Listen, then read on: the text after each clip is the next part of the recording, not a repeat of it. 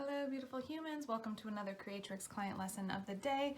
Today we are talking about having processes in your business, right? Because I think for a lot of new business owners, the thing we do is, myself included, I did this, was just kind of the throw spaghetti at the wall and hope something sticks strategy, which really isn't a strategy at all, right?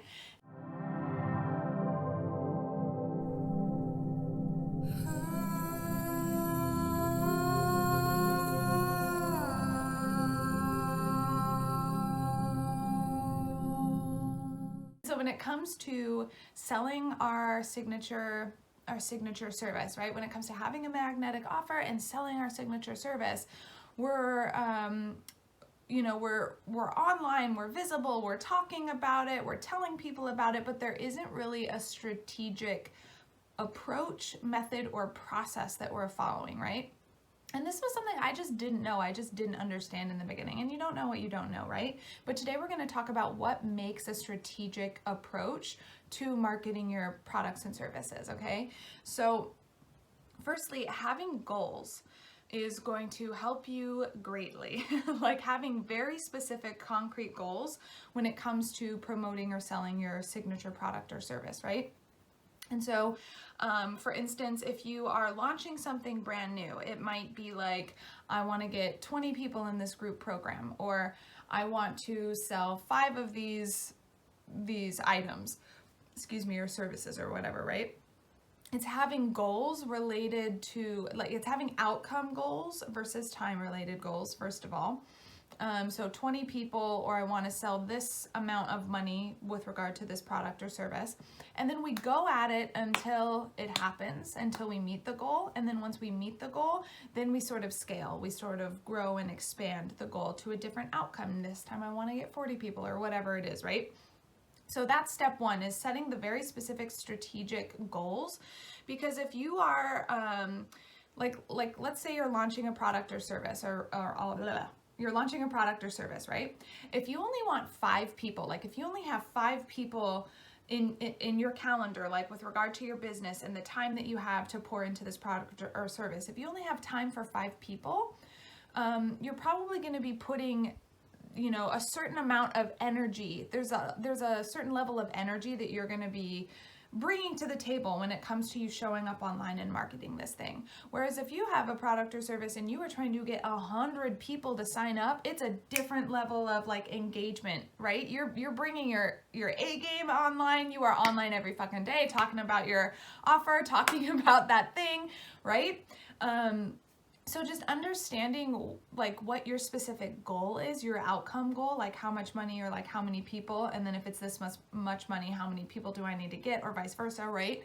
Having a very specific concrete goal there. Not worrying about the time, not worrying about I have to get this many people by this date. It's just a goal that you're going to work towards, and you're going to repeat the process until you get there.